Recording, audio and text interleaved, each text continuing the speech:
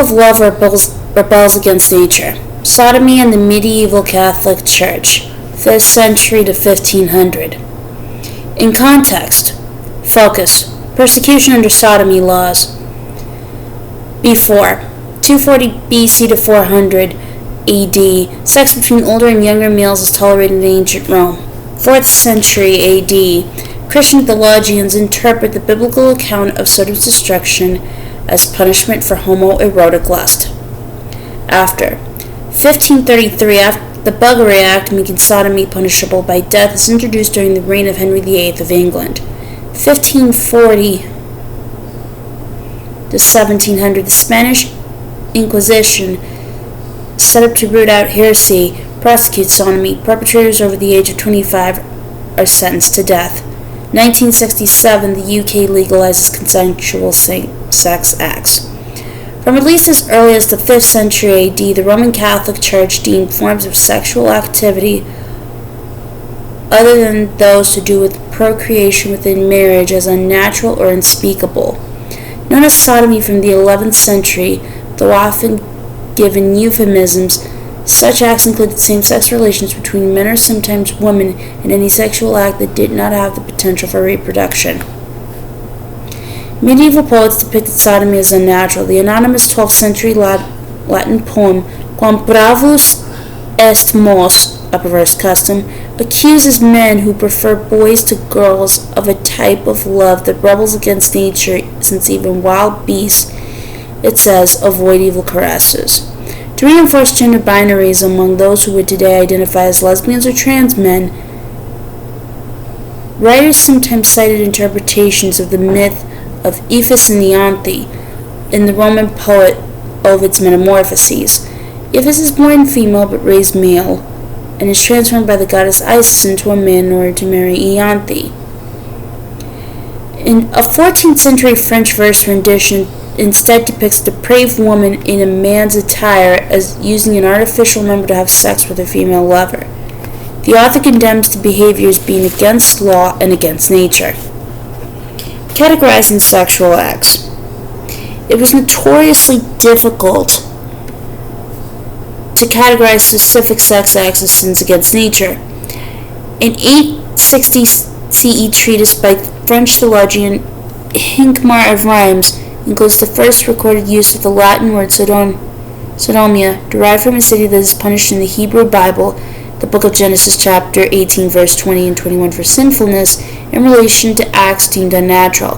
From the 11th century, sodomy could be used more narrowly to refer to sex acts between males or specifically to anal intercourse. Around 1050, Italian monk Peter Damian wrote his Book of Gomorrah, a letter designed to persuade the Pope to stop the spread of sodomy, which perhaps rightly alleged was rife among the clergy. He included 4 sex acts under the category of sodomia: masturbation, mutual masturbation, intercourse between the thighs, and anal intercourse.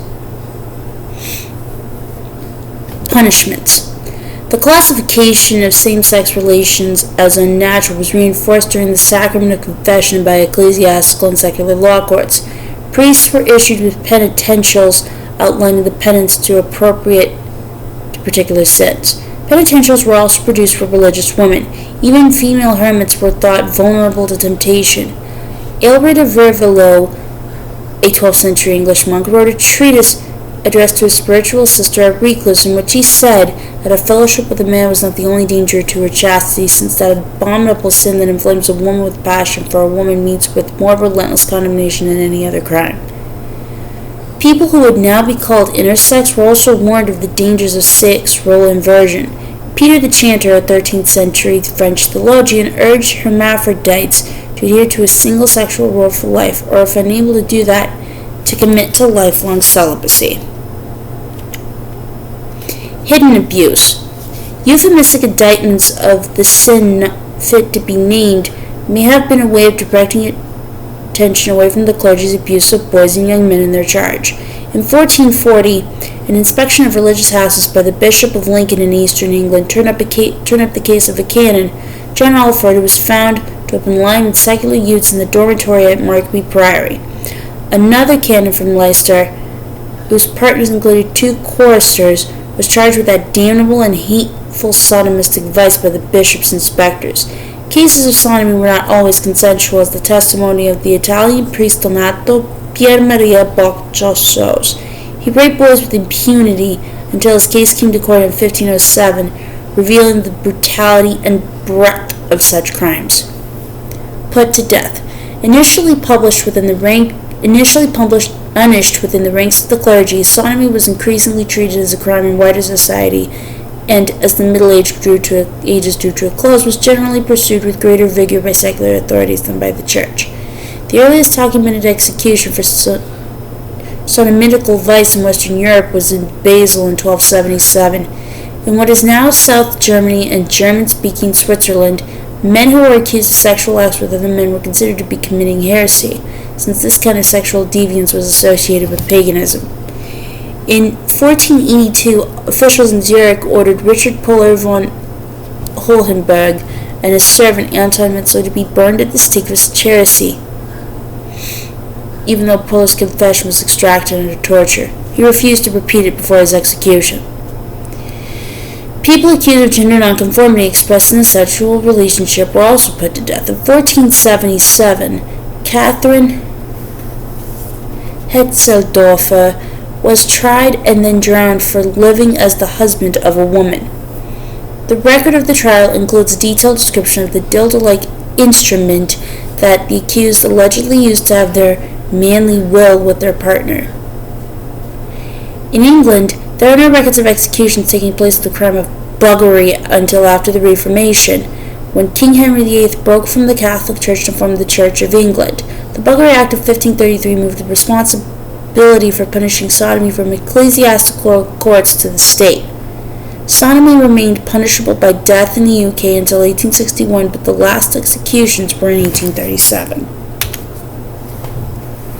Same-sex unions. Despite the heavy penalties and censure, people often found opportunities to form intimate same-sex partnerships, or at least to acknowledge the possibility. Rituals celebrating male-male love as a mode of voluntary kinship were not uncommon in medieval Europe. Distinct from marriage, but using some of its language, blood or sworn brotherhood was immortalized in courtly literature. A popular 12th century French romance, Amis and Emilion, tells the story of two identical young nobles, biologically unrelated, who swore an oath of everlasting allegiance and well word indeed. While they subsequently take wives and one has children, the narrative concludes with Emilion being cured of leprosy by the blood of Amy's children. The pair live together for the rest of their days, die on the same day, and share a grave. Such stories chimed with religious celebrations of idealized friendship. Aelred of Ravelot, who warned female recluses of threats to their chastity, also urged his in spiritual friendship that developed a formal army love for same-sex intimacy. Distinguishing between earthly, carnal, and what he called sublime love, Aelred deemed it perfectly acceptable for men to express their depth of feeling for other males using passionate and even erotic language, as long as this language did not lead to physical expression. The extent to which these expressions of love provide evidence of same-sex behavior is a matter of debate.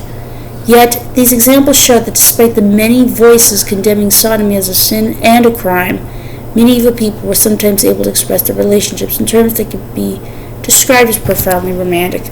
A woman takes up devilish ways and plays a male role in coupling with another man is most vile. Hildegard of Bingen, German abbot, poet, and composer, 1080 to 1179. United in death. Loving same-sex unions were occasionally celebrated publicly in the form of funerary moments. Some male pairs, and more rarely female couples, elected to be buried in a shared grave. Little is known about the forms of intimacy behind these decisions to remain together even in death, but the monuments testified to a depth of feeling. In 1391, two English knights, Sir William Neville, the constable of Nottingham Castle, and Sir John Clanville, a poet, died a few days apart in Galata near Constantinople, modern-day Turkey.